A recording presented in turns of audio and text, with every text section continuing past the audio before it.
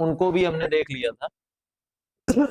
उन अन्य चीजों में मुख्यतः क्या था, व्यंजनों का डिवीजन किया था, स्वरों का भी किया था। स्वरों में मूलतः ये किया था कि ह्रस्व कौन से होते हैं, दीर्घ कौन से होते हैं, इतना ही बताया था। अभी और भी डिविजन्स हैं कि मुंह कितना खुलेगा, खुलेगा तो मुंह लंबा लंबा खुलेगा कि गोल खुलेगा, ऐसे भी करके डिविजन्स होते हैं, विव्रत संव्रत आदि। ठीक, वो भी अभी आपको क्लियर करना है। जो दूसरा डिवीजन था वो व्यंजनों का था। व्यंजनों में मोटे तौर पे हमने एक कॉलम देखा था स्पर्शी व्यंजनों का, 25 वर्ण, अंतस्थ समझ लिए थे, संघर्षी या ऊष्म समझ लिए थे, थोड़े से संयुक्त व्यंजनों के बारे में जान लिया था, केवल इतना ही जाना था कि ये मिलने से बनते हैं। थोड़ा सा बता दिया था द्विज या द्विगुण व्यंजनों के बारे में, उत्क्षिप्त व्यंजनों के बारे में, और एक यहाँ पे सामने बोर्ड पे आपको लिखा हुआ दिख रहा है विशिष्ट व्यंजन। ठीक, अब हम एक बार रिवाइज करवा दें, सारी चीजें देख लो बड़े गौर से।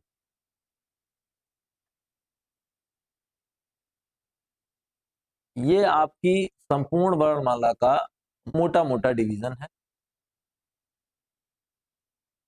अब इसमें से आपने क्या नहीं देखा था, क्या देख लिया था, थोड़ा सा मैं इसको रिवाइज करवा दूं, फिर हम लोग स्वरों का जो डिवीजन होगा उसको देख लें।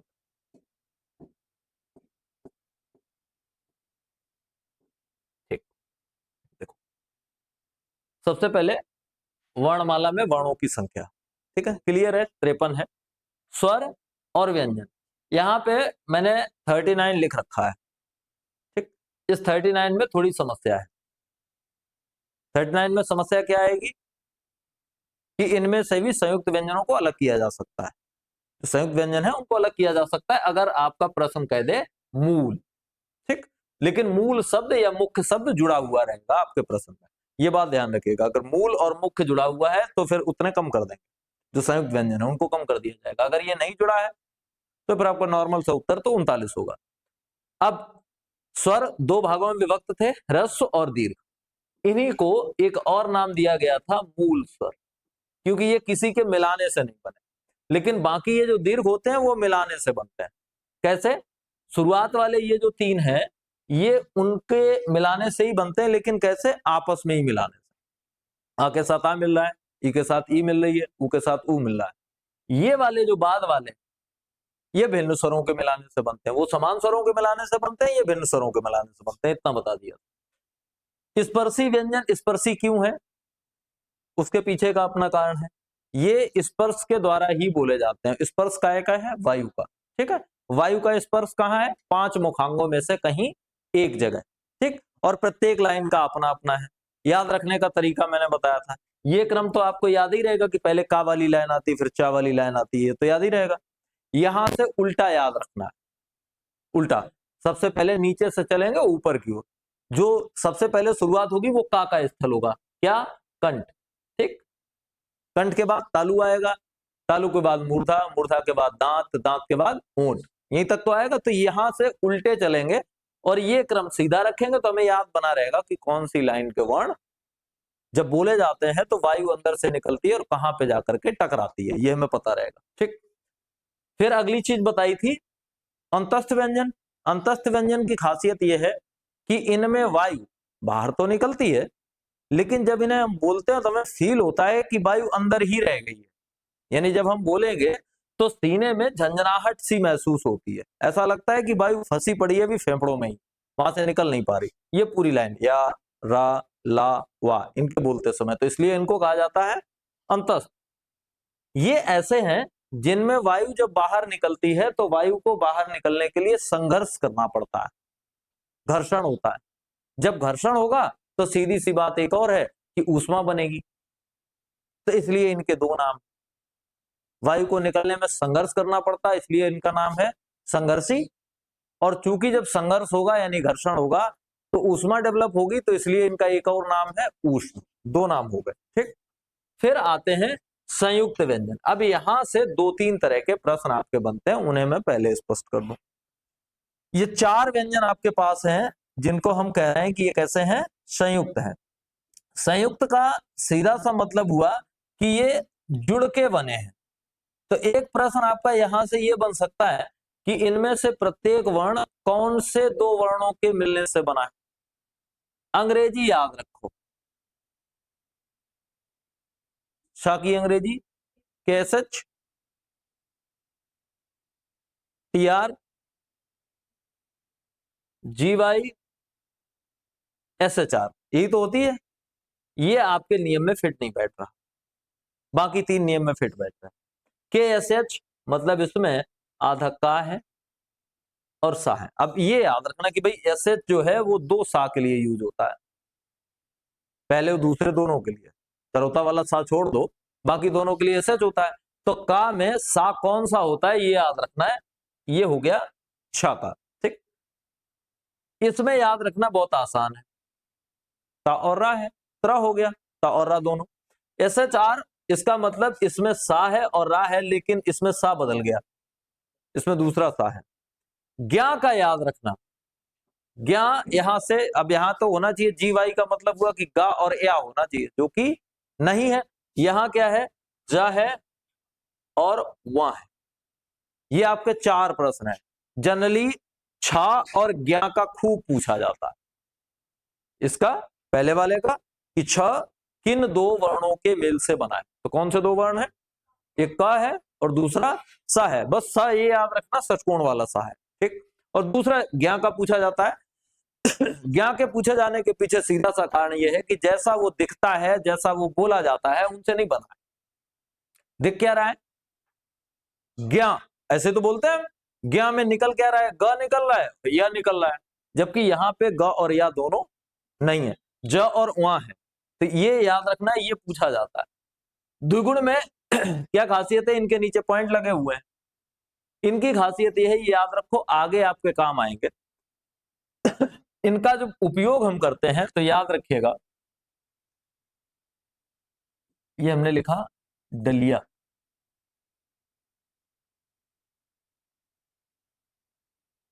ये लिखा पड़ा, ठीक, या पड़ाव मान लो। अब इन दोनों को जरा पढ़ो और उच्चारण में अंतर समझने का प्रयास करो कि इन दोनों के उच्चारण में अंतर कहां। पहला पढ़ेंगे डलिया, तो पढ़ेंगे, मतलब हमने क्या उच्चारित किया, वर्ण को ड, डलिया, डलिया बोला, ड उच्चारित किया। दूसरा पढ़ो पढ़ाओ, डानी, ड़ा पढ़ रहे हैं, ड़ा पढ़ रहे हैं। तो इसमें ड़ा है, इसमें डा है, ये दोनों के उच्चारण में अंतर है। ये अंतर केवल क्यों आ गया, एक बिंदु के कारण, इसलिए तो आया है। और दोनों अलग अलग हैं, ये स्पर्शी व्यंजन और ये द्विगुण या उच्छिप्त व्यंजन है। अब उच्छिप्त इसको क्यों कह रहे हैं, जरा दोनों उच्चारणों को एक बार बोलो और अपनी जीभ पे फोकस करो कि कहां जा रहे। पहले वाले को बोलो, केवल उतना ही बोलना, ड ड, ठीक, जीभ ऊपर गई, थोड़ी स्पर्श किया, क्योंकि ऊपर वायु का स्पर्श करवाना है इसलिए। अब इसको बोलो ड, जीभ ऊपर गई, रुकी नहीं रही, वापस आई नीचे, बोल के देख लो, प्रैक्टिकल हो जाएगा, प्रैक्टिकल हो जाएगा, चीजें याद बनी रहेंगी। हिंदी में भी होते हैं प्रैक्टिकल, जरूरी नहीं विज्ञान में ही होता है। डा बोलते समय और डा बोलते समय दोनों में अंतर है। एक बार जीभ जाएगी और सीधी यहाँ पे टच कर जाएगी, जब तक पूरा नहीं बोलेंगे तब तक नहीं हटेगी। जबकि ढ बोलते समय क्या होता है, जीभ जाती है, लगती है और फिर हटती भी है, तुरंत हटती है, तभी उसका उच्चारण पूरा हो पाएगा, नहीं तो नहीं हो पाएगा। ये दोनों के बीच में अंतर है कि जीभ उछलती है एक बार। नाम क्या हो गया इन्हीं द्विगुणों का, उच्छिप्त। एक और नाम हो गया उच्छिप्त। और ये एक अलग व्यंजन है जिसको कहते हैं विशिष्ट व्यंजन। ये हाल ही में इसको शामिल किया गया। मूलतः जो राजस्थानी हिंदी होती है उसमें इसका प्रयोग किया जाता है और इसका उच्चारण ड़ा जैसा होता है, प्रयोग ला की जगह पे होता है। बस इतना समझ लो, राजस्थानी भाषा में उपयोग होता है, राजस्थानी बोली में। होती तो हिंदी है, भाषा तो अलग नहीं होती है, लेकिन वो जो राजस्थानी बोली है उसमें इसका उपयोग होता है। फिर ये दो और आपको याद रखने हैं, ये है आगत। इनको आप ऐसे समझो जैसे नातेदार है, इनको ऐसे समझो जैसे मेहमान, मतलब हमारे नहीं है, आ गए हैं तो हमने इनको शामिल भी कर लिया, हमने मान भी लिया कि ये अब हमारे ही है, हम इनका उपयोग भी करते हैं। अब आगत का सीधा मतलब होता है कि जो आया हुआ है, यानी मूलतः जो संस्कृत से हमने वर्णमाला ली है, ये पूरी वर्णमाला कहां से आई, संस्कृत से। ठीक, उसी में थोड़ा सा परिवर्तन भी कर लिया और हमने वहां से ले ली, लेकिन ये संस्कृत से नहीं आए, ये कहीं दूसरी जगह से आए। तो हुआ ये है कि हमारा हिस्ट्री जब हम अपनी पढ़ते हैं तो हम ये देखते हैं कि 1000 सन से पहले ही विदेशियों का भारत में आना जाना हो गया था, वो आने लगे, अरब आए छठी 7वीं शताब्दी में, उसके बाद तुर्क आए, मतलब दोनों ही कौन थे, मुस्लिम थे। अब वो अपनी भाषाएं लेके आए, हिंदी तो नहीं बोलते थे वो, कौन कौन सी बोलते होंगे, अरबी, फारसी और तुर्की, ये 3 भाषाएं लेके आए, अरबी, फारसी और तुर्की। लेकिन जितने समय वो यहां रहे भारत में, उनमें सबसे ज्यादा समय उन लोगों का था जो फारसी यूज करते थे। और जब कोई व्यक्ति आपके साथ बहुत दिनों तक रहेगा या आप उसके साथ बहुत दिनों तक रहेंगे तो बहुत सारी चीजों का आपस में आदान प्रदान हो जाएगा, उसमें आदतें हो सकती हैं, खान पान हो सकता है, कपड़े हो सकते हैं, बोली भी हो सकती है। हमारी जो आज की ड्रेसेस हैं, जो कपड़े हम लोग पहनते हैं, क्या वो ट्रेडिशनल इंडियन कपड़े हैं? नहीं है। कहां से लिए फिर हमने? ये मोस्टली अभी जो हम पहन रहे हैं ये वेस्टर्न क्लॉथिंग्स है। अब वेस्टर्न क्लॉथिंग्स हमें कहां से मिली? अंग्रेजों से। हम उनके प्रभाव में आ गए, हमें लगा ये ज्यादा बाबूजी जैसे लग रहे हैं, हम उतने बढ़िया नहीं लग रहे, तो हमने बदल लिए। यही तो हुआ। ऐसे ही भाषा का भी हुआ, भाषा भी सिंथेसिस करती है, जब आप साथ में रहते हैं तो चीजें आपस में ट्रांसफर हो जाती हैं। तो कुछ चीजें हमने वहां से ले ली, उसके बाद अंग्रेज आए, अंग्रेजों से कुछ चीजें ले ली, तो हमने कुछ चीजें जो ले ली बाहर से उन्हें कहा गया आगत, और इन्हें 2 भागों में बांटा गया। अगर हमने स्वर लिया तो हमने कह दिया वो क्या है? आगत स्वर, और अगर हमने व्यंजन लिया तो कह दिया वो क्या है? आगत व्यंजन है। अब ये जो आगत स्वर है वो है अ, उच्चारण पे बहुत गौर करिएगा। हमारे पास ऐसा कुछ भी नहीं था इस तरह का, जिस तरह का ये है, ये ऐसा हमारे पास कुछ भी नहीं था। यही तो है हमारे पास स्वर, और उस उच्चारण के स्वर है नहीं। हम या तो बोलते हैं आ और या फिर बोलते हैं ओ। यह जो स्वर है यह आ और ओ दोनों के मध्य का है, मतलब इसमें थोड़ा सा आ भी है और थोड़ा सा ओ भी है। जैसे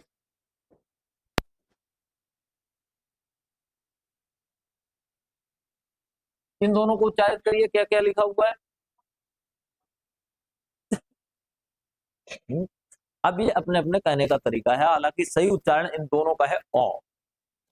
पहला है डॉक्टर, ठीक ना, तो अब उच्चारण पे गौर करिएगा, ना तो डॉक्टर है ना ही डॉक्टर है, डॉक्टर भी नहीं, डॉक्टर भी नहीं, डॉक्टर, मतलब ना पूरा आ है ना पूरा ओ है, दोनों के मध्य है जो भी है, ठीक, वो है ओ। और ये हमने कहां से लिया?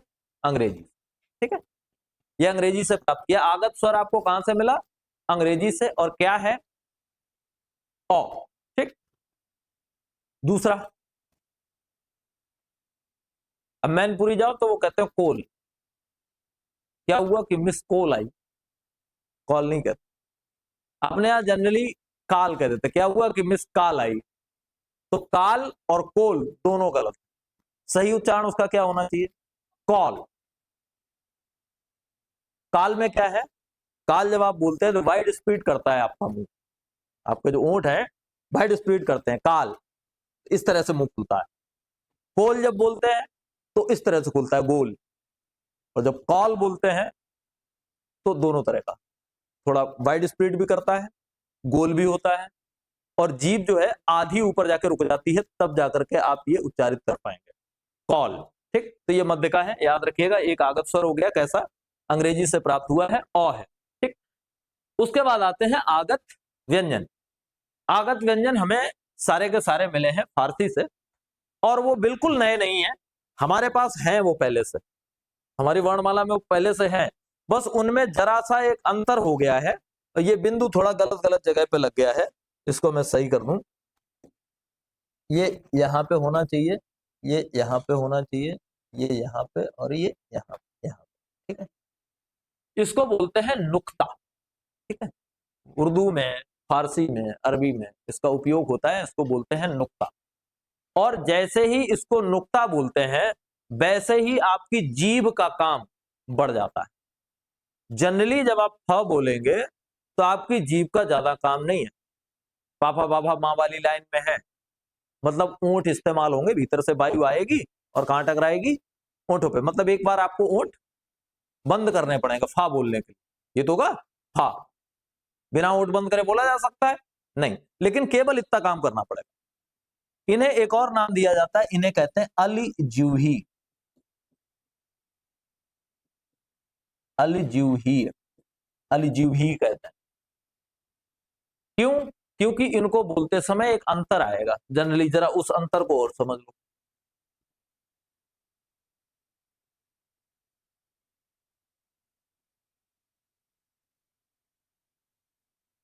मैं दो नाम लिख रहा हूं, एक ही नाम लिख रहा हूं, दो तरह। कौन सा सही लिखा है? बाद वाले में क्या दिक्कत है? बाद वाले में क्या दिक्कत? दोनों ही सही लिखे हैं। निर्भर इस पे करता है कि जिसका नाम है वो कैसे लिखता है। अपने हिसाब से दोनों ही सही है। अब हिंदी में कैसे लिखा जाता है उस हिसाब से अंग्रेजी में सही है। दोनों को पढ़िए, क्या लिखा है? पहला पढ़ो। नहीं, हैर तो नहीं है, हीर है। दूसरे में फिर क्या अंतर है? दूसरा भी जहीर है, पहला भी जहीर है, तो ये दो तरह से क्यों है? एक ही क्यों नहीं, ये दो तरह का क्यों? समझिए। बोलने में भी बहुत बड़ा अंतर। पहला जब बोला जाएगा, दूसरा पहले मैं बता दूं, ये क्योंकि ये आसान है, ये आपका जा है ये वाला, ठीक है, ये है नॉर्मल, ये है जहीर। गौर करो मैं बोल कैसे रहा हूं इस बात पर। पहला क्या बोला? जहीर। नॉर्मली कोई स्ट्रेस नहीं, कोई एक्स्ट्रा काम नहीं मुंह को करना पड़ा, न जीव को कोई एक्स्ट्रा काम करना पड़ा, केवल जनरली आपने जा का उपयोग किया और बोल दिया जहीर लिखा। दूसरा वाला ये वाला जो है, ये जहीर नहीं लिखा, ये लिखा है जहीर। जहीर, जहीर, दोनों में अंतर समझ आया? क्या एक्स्ट्रा हुआ? जो काम आप कर रहे थे वही हुआ, कोई अंतर नहीं। जरा सा अंतर हुआ कि वायु को संघर्ष में ला दिया गया। मतलब जहीर बोल रहे थे तो नॉर्मली वायु को जहां टकराना था टकराई और निकल गई। जब हमने जहीर बोला तो अंतर कितना कर दिया? वो वायु जब टकरा ली तो उसके बाद उसको आसानी के साथ बाहर नहीं जाने दिया, फिर हमने उसको रोक लिया। इतना ही तो करना है। हमें जीव का काम बढ़ाना पड़ा। नाम क्या हो गया? अलजीव। ये जितने भी होते हैं, कौन कौन से? का, ख, जा और फा, ये जितने भी होते हैं ये सब अलजीव ही कहलाते हैं, आगत स्वर होते हैं। होता यह है कि पूरा बोल देने के बाद वायु को स्वतंत्र नहीं छोड़ेंगे, उसको रोक लेंगे, थोड़ा संघर्ष के साथ बाहर जाने देंगे, तो इनका उच्चारण बन जाता है। और इस चीज का उर्दू में विशेषतया बहुत ध्यान रखा जाता है। एक शब्द मैं लिख रहा हूं,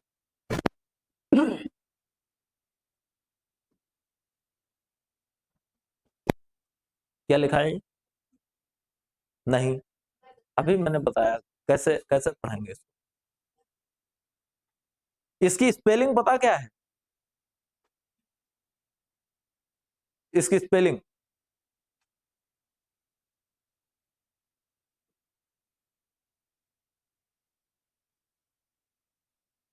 कितना अंतर है? अंग्रेजी में देखो, वैसे तो नहीं समझ आएगा, अंग्रेजी में देख लो। नॉर्मली इसकी स्पेलिंग होनी चाहिए थी, ये होनी चाहिए थी GHAL। स्पेलिंग क्या है? GHAZAL।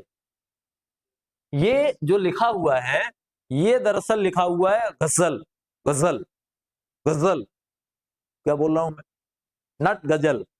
बहुत आसान है बोलना, गजल बोलना बहुत आसान है, लेकिन वो लिखा क्या है? गजल। तब गा बोल रहा हूं लेकिन उसको मजबूर कर रहा हूं कि भाई पूरा मत निकलो, जल्दी मत निकलो, रुको अभी संघर्ष करो तब बाहर जाओ। तो ये उच्चारण में अंतर है। ये कहां से आए हैं? सब फारसी से हमें मिले हैं। और इनके नीचे एक चीज एक्स्ट्रा है, बाकी वही वर्ण है जो इधर है, वही वर्ण है। इनके नीचे एक चीज एक्स्ट्रा है, वो क्या है? एक पॉइंट है, और इस पॉइंट का नाम पॉइंट नहीं है, बिंदु नहीं है, क्या है? नुक्ता। इसको क्या बोलेंगे? नुक्ता। क्योंकि बिंदु और नुक्ता लगाने में अंतर है। ये बिंदु लगा है बिल्कुल बीचों बीच में, नीचे लगा है। ये कहां लगे हैं?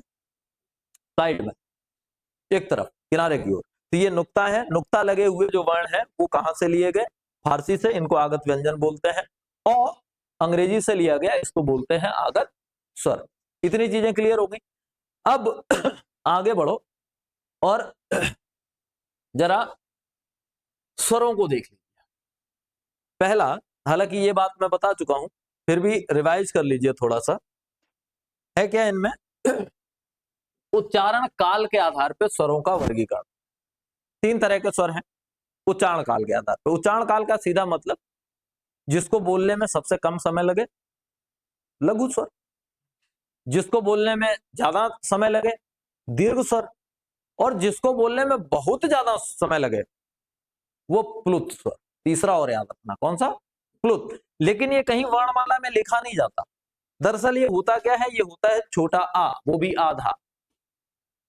इसका चिन्ह इस तरह का होता है, या कहीं कहीं पे आपको इसका चिन्ह इस तरह का लगा हुआ, तीन जैसे, हिंदी के तीन जैसे ऐसे लिखा हुआ मिलेगा आपको। एक शब्द है ओम, ठीक है, ऐसा करके भी लिख लेते हैं। ऐसे लिखते हैं, ये सही लिखा है।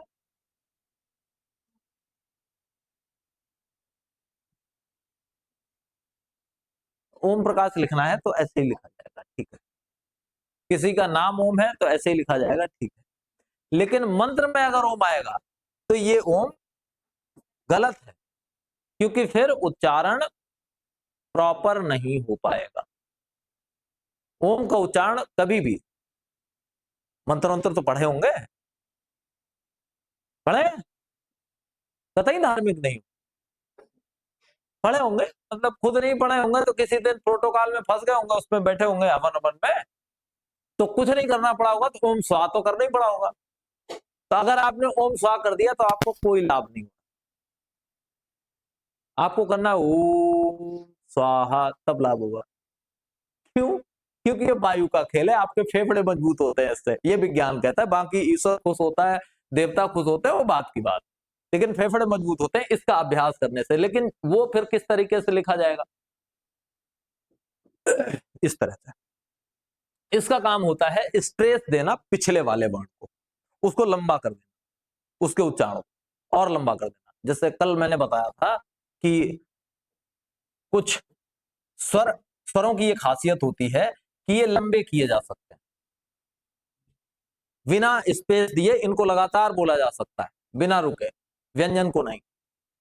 आपको लगातार का बोलना है तो हर का के बाद एक आ आएगा, क क क क क क क क आप करेंगे तो हर क के बाद एक आ आएगा। आ बोलना है, बीच में कुछ भी नहीं आएगा, आ ही आएगा। और आ करते चले जाओ, ई बोलते चले जाओ, बीच में कुछ नहीं आएगा, ये ऐसे ही चलेंगे डायरेक्टली, ठीक। तो ये इनकी खासियत है। ह्रस्व कौन कौन से हैं? आ ई उ और ऋ भी। वहां लगा नहीं है, लिखा नहीं है, क्या हुआ मुझे याद नहीं, गलत लिख गया वो। यहां पे बड़ा और ये प्लुत, ये चिन्ह, बस इतनी सी बात याद रखो कि स्वर की अवधि कितनी रहेगी, कितनी देर बोला जाएगा, उस आधार पे तीन तरह के होते हैं। अब दूसरा जो तरीका है वो है जीभ के अनुप्रयोग के आधार पर। जीभ के तीन भाग कर लिए गए, अगली जीभ, पिछली जीभ और मध्य की। वायु का प्रेशर जीभ के कौन से हिस्से पे रहेगा, इस आधार पे भी स्वरों को तीन भागों में बांटा गया। ऐसे स्वर जो अगली जीभ से बोले जाते हैं वो अग्रस्वर हो गए। जो जीभ के पिछले हिस्से पे, जहां पे वायु का प्रेशर रहता है, उनको पश्च स्वर बोलते हैं। और जिन स्थितियों में वायु का प्रेशर मध्य में रहता है, उनको कहेंगे ये मध्य स्वर है। ये आप बोल के देख लेंगे, आपको थोड़ी आसानी रहेगी। जब आप बोलेंगे तो जीभ के कौन से हिस्से पे वायु आकर के टकरा रही है, और जहां कहीं भी टकरा रही होगी वहां हो रही होगी झंझनाहट। क्या फील करेंगे? झंझनाहट फील करें। तो जितने भी सॉफ्ट टोन वाले हैं, मतलब जिनमें भी ई जैसा कुछ होगा, उनमें जीभ के अग्र हिस्से पे आपको झंझनाहट महसूस होगी। बोल के देख लो, ई बोलिए, करके देख लो, इसमें शर्माने क्या है, ऐसा कर लो, कोई नहीं देखेगा, बोल लो। ई जब आप बोलेंगे तो जीभ के अगले हिस्से पे झंझनाहट होगी, और ए का निर्माण ई से होता है। ए कैसे बनती है? आ में ई जोड़ने से ही तो ए बनती है। तो ई अग्रस्वर और ई से बनने वाली ए वो भी अग्रस्वर। तो अग्रस्वरों में कितने आ रहे हैं? 4। ठीक, क्लियर। फिर पश्च स्वर, ये जीभ का आखिरी हिस्सा, इनको याद ना भी करो चलेगा। अग्रस्वर याद कर लो, ई और ई जैसा, मतलब दोनों ई और ए है, ये हो गए। मध्य स्वर में केवल एक ही का उपयोग होता है, अ। अब आप बोल के देखिए, जीभ ऐसी हो जाती है, वायु यहां पे भर जाती है बीच में, आ नहीं बोलना है, फिर तो पीछे धक्का लगेगा। अ बोलना है, अ बोलेंगे तो बीच में मध्य में ही वायु रह जाती है, मध्य में रह जाती है, तो आ हो गया मध्य स्वर। ई ई और ए ये हो गए अग्रस्वर, और बचे हुए जितने भी हैं वो सब क्या हैं? पश्च स्वर। केवल इतना याद रखना है, 2 चीजें याद रखें, तीसरे को ऐसे छोड़ दो कि जो रह गए वो उधर आ गए, जितने भी रह जाएंगे सब उधर आ जाएंगे। ठीक, अब अगला, मुख द्वार खुलने के आधार पर, मुंह कम खुलेगा, उससे ज्यादा खुलेगा, या पूरा डब्बे की तरह खुल जाएगा, ये नाम फिर रख देते हैं सब्रत और विव्रत। ये 2 नाम है, फिर जिनमें थोड़ा ज्यादा फिर अर्ध विव्रत, अर्ध संव्रत, ऐसे करके 4 डिविजन्स बनते हैं पूरी स्वरों के। उन 4 डिविजन्स में क्लियर करके सबसे पहला है विव्रत स्वर, जिसके उच्चारण मुखद्वार द्वारा मुखद्वार पूरा खुलता है, मतलब जब पूरा मुंह खोलना पड़े, मैक्सिमम इससे ज्यादा नहीं खोला जा सकता, वो कहलाएगा विव्रत। सबसे ज्यादा किसमें खोलना पड़ेगा? जब आप आ बोलेंगे तो मुंह पूरा खुलेगा। ठीक, पूरा खुलेगा, वो क्या हो गया? विव्रत। अब दूसरी चीज, इनको क्लियर कर लो, इनको बाद में कर लेंगे, थोड़ा आसान रहेगा। संव्रत, संव्रत वो है जिनको बोलने के लिए मुंह ना के बराबर खोलना पड़ता है, यानी लगभग नहीं, तो वही ई वाले ही होंगे जिनमें बिल्कुल कम खोलना पड़ेगा। ई और ऊ, ई और ऊ जब आप बोलेंगे तो ई, ओठ आपको उचकाने नहीं पड़ते, मतलब इतने खोले हो कि हवा निकल जाए, काम चल जाएगा। ई ई वो भी ऐसे, ऐसा ऊपर की तरफ नहीं खुलेगा, इस तरह से खुल जाएगा। ई ऊ में क्या है? ओठ गोल होंगे लेकिन ज्यादा नहीं खोलने पड़ेंगे। तो विव्रत में बड़ा आ है, और संव्रत में छोटी ई, बड़ी ई, छोटा ऊ, बड़े ऊ। अब अर्ध संव्रत में कौन आएगा? जो इनसे निर्मित है, इसे निर्मित ए, उसे निर्मित ओ, लेकिन छोटे। अब यही अगर बड़े हो जाएंगे ऐ और औ, तो फिर मुंह इससे थोड़ा कम लेकिन इन सबसे तो ज्यादा ही खुलेगा, तो वो अर्ध विव्रत हो गए। अ, छोटा आ, ए, ऐ और औ, ये आएंगे किसमें? विव्रत में। विव्रत में बड़ा आ है, याद रखो। संव्रत में ई दोनों और दोनों ऊ है। अब इनसे बने हुए छोटे वाले अर्ध संव्रत में आ जाएंगे, ए और ओ, बचे हुए सारे अर्धविव्रत में आएंगे। जो भी है वो सबके सब कहां आ जाएंगे? अर्धविव्रत में। अगला जो है वो है ओंठों के आकार के आधार।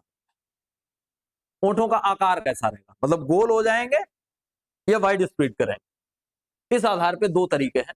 एक है अव्रतमुखी स्वर, दूसरे हैं व्रतमुखी स्वर। व्रत तो जानते ही हैं, व्रत मतलब गोला, तो व्रतमुखी का मतलब जिनमें मुंह हो जाए गोले जैसा। अब मैं ओंठों की बात कर रहा हूं, पूरा मुंह तो जैसा है वैसा रहेगा, वो थोड़ी बदल जाएगा। ओंठों की बात कर रहा हूं, जहां पे ओंठ गोल करने पड़े वो व्रतमुखी, और जहां पे गोल ना करने पड़े, लंबाई में ले जाने पड़े, वो अव्रतमुखी। अब व्रतमुखी नहीं होंगे जहां पे ऊ आएगा, क्योंकि ऊ जब आप बोलेंगे तो ओंठ गोल हो जाएंगे। अब ऊ और ऊ जैसे, इसका मतलब हुआ कि ऊ और ऊ से बनने वाले, तो ऊ, दोनों ऊ हो गए, और ऊ से और कौन बना? ओ औ बना। और वो जो आगत स्वर आया है उसमें भी ऊ का कुछ प्रेशर है, ऊ का कुछ भाव है, तो वो सब कहां आ जाएंगे? बोल के देख लो, मुंह गोल हो रहा कि नहीं। व्रतमुखी, अव्रतमुखी में इतना याद रखो, व्रतमुखी का मतलब गोल मुंह, अव्रतमुखी का मतलब गोल मुंह नहीं। अब उधर आ गया एग्जाम्पल में कि इनमें से कौन सा है, चारों बोल के देख लो। मुंह गोल हो रहा है मतलब व्रतमुखी, नहीं हो रहा है अव्रतमुखी, मतलब इनको रट्टा मारना भी नहीं, तो प्रैक्टिकली वही करके देख लेना। हालांकि हो सकता है सामने वाला देखे कि डब्बा जैसा मुंह बना रहा है, कोई बात नहीं, हमारे डब्बा जैसा मुंह बनाने से मेरे 2 नंबर ठीक हो रहा है, तो मेरा ठीक है, बन जाने दो, क्या फर्क पड़ता है। अच्छा, किसी के सामने भी मत करना, ऐसा करके कर लेना, हो जाएगा। केवल ये पता लगाना है कि मुंह गोल हो रहा है या नहीं हो रहा है। अगला, ये आपका अच्छा प्रश्न है। नाक से वायु निकलने के आधार। नाक से वायु निरानुनासिक यानी मौखिक स्वर नहीं निकल रही, अनुनासिक जिनमें नाक से वायु निकलती। तो जितने भी मूल स्वर हैं, जितने भी स्वर हैं, वो सब निरानुनासिक होते हैं। अनुनासिक वही होगा जहां पे पित्रांतर आ जाएगा। चंद्रमुख, ई, ई जब आपने बोला वायु कहां से निकल रही, बोल के देखो, ई उसे निकल रही। अब बोलो ई, अब कहां से निकली? अब मुंह और नाक दोनों से, ऐसा नहीं कि मुंह से नहीं निकली, पर हाथ लगाओ फीलिंग आ जाएगी कहां पे निकल रही है। थोड़ी मुंह से निकलेगी, ज्यादा नाक से निकलेगी। ई और ई, तो जब ई मतलब नाक से वायु निकले वो कैसे होते हैं? अनुनासिक, और नाक से वायु ना निकले तो निरानुनासिक। मोटी बात है, इतना याद रख लीजिए बस। फिर घोषत्व है, इसको मैं बाद में बताऊंगा, क्योंकि घोषत्व को हम इकट्ठा देखेंगे उन्हीं में, इनको अलग से नहीं देखना है। प्राणत्व भी मैं अलग से बताऊंगा। अब आते हैं व्यंजनों पे। इससे पूर्व एक काम कर लो, मैं अलग से ही 2-3 चीजें बता दूं, ज्यादा बेहतर रहेगा। या चलो ऐसे देखते जाओ, फिर मैं बताऊं बाद में।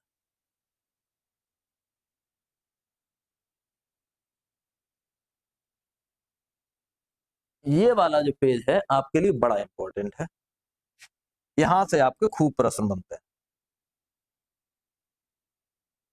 व्यंजन ये इतने जो यहां से यहां तक हैं, इनकी एक खासियत है, वो ये है कि ये स्पर्शी हैं, पता है, का से लेकर के और ओष्ठ तक। हालांकि इसमें कुछ एक्स्ट्रा भी लिखे हुए हैं जो वहां पे नहीं है, अभी मैं उनका तरीका बता दूंगा क्या है। कंठ वालों को मैं बता चुका हूं कि जब इन्हें बोलते हैं तो वायु यहां पे टकराती है कंठ में, ठीक। तालव्य वाले में क्या है, वायु यहां से निकलेगी, और जो पैलेट होता है आपका, पैलेट मतलब तरुआ जिसको बोलते हैं, तालू पे आके वायु टकराती है, वो तालव्य है। मूर्धन्य तालू के थोड़े और आगे, दांतों के थोड़े ऊपर, जहां से दांत उगे हैं या दांतों का जो वेस है, जहां से दांत निकले हैं, वहां पे टकराती है तो वो मूर्धा है। दंत तो जानते ही हैं, वायु आकर के दांत में टकराए, दांत में तब टकराएगी जब आप दांत के नीचे जीभ लगा लेंगे, अगर जीभ नहीं लगाएंगे तो वायु निकल जाएगी। इसीलिए कई बार गड़बड़ियां होती हैं। बड़े बूढ़े व्यक्तियों से बात की, हाँ, जिनके दांत गिर जाते हैं, तो वो ये वाली लाइन अच्छे से नहीं बोल पाते। उन्हें ता बोलना होगा, वो ता बोलने का प्रयास करेंगे, दांत है नहीं, हवा निकल गई। अब हवा निकल जाएगी तो फिर वो पूरा बोल पाएंगे? नहीं बोल पाएंगे। तो बड़े बूढ़ों की बात समझने में दिक्कत होती है। मुलायम सिंह यादव जी के अंतिम समय के भाषण वाषण सुने कभी? सुने? वो जब भाषण देते थे तो वही समझते थे, उनका कोई नहीं समझ पाता था लास्ट में। लेकिन उनको दूसरी समस्या थी कि उनकी वॉइस जो है वो खराब हो गई थी, उनको ब्लड कैंसर था, तो उस चक्कर में उनकी वॉइस खराब हो गई थी। लेकिन बड़े बूढ़ों का भी काफी गड़बड़ा जाता है, क्योंकि दांत है नहीं और वायु कहां टकरानी चाहिए इनको बोलने के लिए? दांत में, दांत है ही नहीं, तो फिर क्या होगा? हवा निकल जाएगी। हवा निकल जाएगी, बीच बीच में मिस कर करके बातें आप तक आएंगी, क्योंकि बीच में कुछ चीज मिस हो गई, जहां पे ये है वो मिस हो गई, वो आए नहीं। फिर ओष्ठ, होठों पे वायु टकराएगी। इनको याद कर लो, रट्टा मार लो, ठीक। ये वर्ष है रा, ला और सा, ये रट्टा मार लो, बड़े महत्वपूर्ण, और ये एक एक दो दो ही है, ज्यादा नहीं है। काकल्य है, यहां पे वायु का घर्षण होता है अंदर ही, इसलिए इसको बोलते हैं काकल्य। हा है लुंठित, रा है, और इसकी खासियत क्या है, लुंठित क्यों इसको कहते हैं? क्योंकि जीव एक फोल्ड बनाती है इसको बोलने के लिए। बोलो, क्या करना पड़ा जीव का? एक फोल्ड बनाना पड़ा जीव का। रा ऐसे ऊपर गई, फिर ऐसे, बोलो, फिर बोलो, और ये फील करो कि जीभ ऊपर जा रही है, फिर खुलना पड़ेगा तब रा निकलेगा, नहीं तो नहीं निकलेगा। बोल के देखिए, निकला। फिर अगला जो है वो है पार्श्विक। पार्श्व मतलब होता है उल्टा, इसमें जीभ को पूरा उल्टा करना पड़ेगा तब जाके आप इसको बोल पाए। बोलिए, ला, पूरी जीभ उल्टी करनी पड़ी तब इसको बोल पाए, इसलिए इसको कहते हैं पार्श्विक। दंतोष्ठ मतलब इसमें दो चीजों की जरूरत पड़ेगी, दंत की और ओष्ठ की, दांतों की भी ओठों की भी। या और वा को अर्ध स्वर भी कहते हैं, ठीक, ये दो हैं जिनको अर्ध स्वर कहा जाता है। ये इतना पोर्शन जो है इसको रट्टा मार जाओ, हालांकि ज्यादातर चीजें तो समझने वाली हैं, जो नहीं समझ में आए वो रट जाओ, क्योंकि एक आध वर्ण याद रखना है, एक आध उसके साथ में नाम जोड़ना है। फिर से मैं बता दे रहा हूं, का कर ले, हा है लुंठित, रा है पार्श्विक, ला है अर्धस्वर या और वाह है, वर्ष में 3 है, रा, ला और सा, बस इतना, बाकी सब कुछ तो क्लियर है ही आपका, बाकी कुछ खास है नहीं। अब एक महत्वपूर्ण बात है, इसको जरा क्लियर कर लो। अघोष और सघोष, पहले इनको समझ लो फिर मैं बता दूंगा क्या है। यहां से खूब प्रश्न आते हैं, अघोष और सघोष क्या है, बताओ कौन बताएगा। अघोष और सघोष का मतलब है स्वर तंत्रियों में कंपन के आधार पर इनका विभेदन किया जाता है। जिनको बोलते समय स्वर तंत्रियों में कंपन होता है वो घोष होते हैं, और जिनमें नहीं होता है वो अघोष होते हैं। अच्छा, जो घोष होते हैं उन्हीं को एक और नाम देते हैं सघोष, चाहे उनको घोष कह दो चाहे सघोष कह दो, बात एक ही है। अघोष मतलब जो घोष नहीं है, ये बात याद रखना है। अघोष अलग है, सघोष और घोष एक ही बात है, ये अलग अलग चीजें नहीं है, ये बिल्कुल सेम। अब इनमें कौन कौन आता है बस इतना आपको याद कर लेना है। देखो इनमें लाइनें हैं पूरी पूरी, कौन कौन सी। घोष वाले में देखो बाद की 3 लाइनें हैं, का खा उधर मिलेंगे आपको, देखो का खा उधर पहली और दूसरी लाइन के अघोष है, और बाद की 3 लाइनों के घोष या सघोष है। का खा उधर, गा खा इंगिया इधर, फिर चा छा उधर, जा झा वहां इधर, फिर टा और ठा उधर है, डा ढा डा इधर है, ता और था उधर है, दाधा ना इधर है, पा और फा उधर है, बाबा माँ इधर है। इतने क्लियर। सा सा तीनों सा उधर है, उस लाइन का एक इधर, कौन, हा। यारा ला वा यानी अंतस्थ वाले सभी कैसे हैं, सघोष हैं, सारे अंतस्थ कैसे हैं, सघोष हैं। और संघर्षी में 3 संघर्षी उधर है, 1 संघर्षी इधर है। अब छ उधर आएगा और स्रा, त्रा और ज्ञा इधर आएंगे, बस इतना सा याद रखना है। और जितने भी स्वर होते हैं वो सब घोष में ही आते हैं, सघोष स्वर सारे इकट्ठे, उनको अलग से याद नहीं रखना। अब एक चीज और बचती है, उसको और देख लीजिए, अल्प प्राण और महाप्राण। अब इसमें जो मेन शब्द आया है वो आया है प्राण। तो प्राण का मतलब, प्राण किसे कहते हैं, प्राण क्या है, हाँ है आपके अंदर, प्राण है आपके अंदर, अब तो बताओ क्या है। देखें, प्राण जीवन है। आपने कैसे फील किया कि जीवन है आपके अंदर, कहां पर रखा है, कौन सी जगह पे, लीवर में है, किडनी में है, कहाँ है। अच्छा, जिंदा आदमी और मरे आदमी में अंतर बताओ। हाँ मतलब एक ही फीलिंग है जो तुम फील कर सकते हो, जो देख सकते हो, जो जान सकते हो, जो समझ सकते हो, इसके अलावा भीतर क्या बदला, क्या निकल गया, क्या चला गया, कुछ नहीं पता। प्राण का मतलब है वायु, प्राण का सीधा मतलब क्या है, वायु। भाई जिंदा और मरे के बीच में आपने कैसे डिफरेंशिएट किया, कैसे पता लगा आपको। ऐसे नाक के पास उंगलियां लगाई, बोले हवा चल रही मतलब जिंदा है, और हवा नहीं चल रही मतलब निकल लिया, इतना ही तो हुआ है। तो प्राण का मतलब सही से मोटे तौर पे क्या आया, वायु है, तो बस इतना ही है। अल्प प्राण मतलब अल्प वायु, और अल्प मतलब कम होता है, अल्प प्राण का मतलब क्या हुआ, कम वायु। और महाप्राण तो जिनको बोलते समय कम हवा निकले, कम वायु की जरूरत हो, वो अल्प प्राण, और जिनको बोलते समय ज्यादा वायु की जरूरत हो, महाप्राण। जो आपके वर्ग व्यंजन है, उन वर्ग व्यंजनों में पहला, तीसरा, पांचवा विषम वाले अल्प प्राण, दूसरा, चौथा महाप्राण, मतलब का वाली लाइन, का वाली कैसी, खड़ी लाइन, का, चा, टा, ता, पा, ये, फिर तीसरी लाइन गा वाली लाइन, फिर इंग्या वाली लाइन, ये सारे के सारे कैसे हो गए, अल्प प्राण। बचे हुए दूसरी लाइन के, चौथे लाइन के क्या हो गए, महाप्राण। असल मसला बता दें और आसान कर दें, असल बात यह है कि जिन शब्दों को बोलते समय हा का फोर्स आए, ज्यादा हवा कब देनी पड़ेगी आपको? जब आपको उच्चारण में ह निकालना पड़ेगा, हा निकालना पड़ेगा तो ज्यादा, हा नहीं निकालना पड़ेगा तो कम वायु।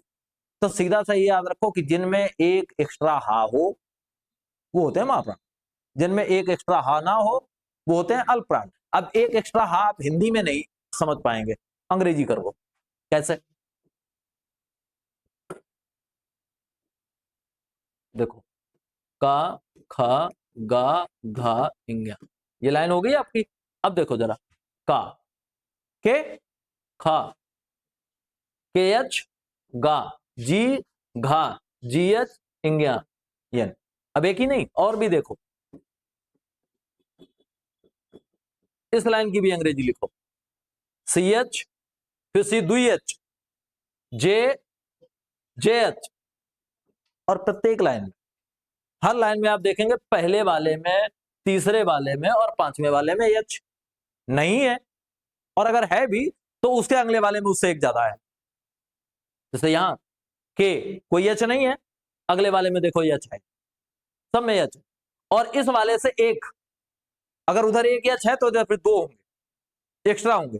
तो एच का फोर्स जहां ज्यादा होगा वहां वायु ज्यादा निकालनी पड़ेगी, और जब आपको वायु ज्यादा निकालनी पड़ेगी तो उसे ही हम कह देंगे क्या? और थोड़ा आसान हो गया, जहां पे एच का फोर्स हो वो कैसे है? महाप्राण।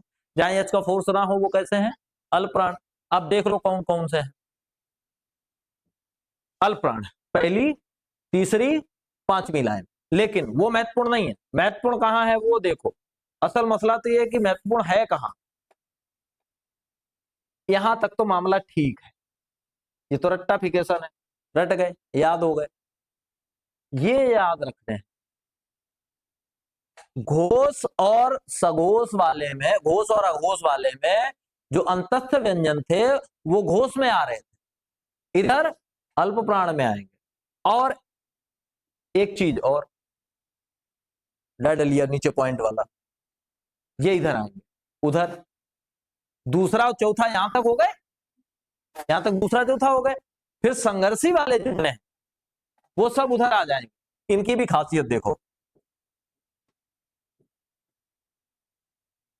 संघर्षी, अब ये संघर्ष कर रहे हैं, और जब संघर्ष करेंगे वायु देर तक निकालनी पड़ेगी, देर तक का मतलब ज्यादा निकालनी पड़ेगी, सीधी सी बात।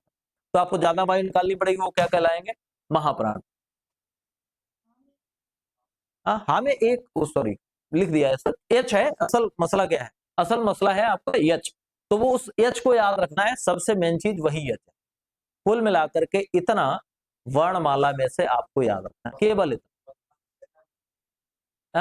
कोई बात नहीं, सा जब आप बोलेंगे तो उसका उच्चारण अवधि इनकी उच्चारण अवधि से अधिक।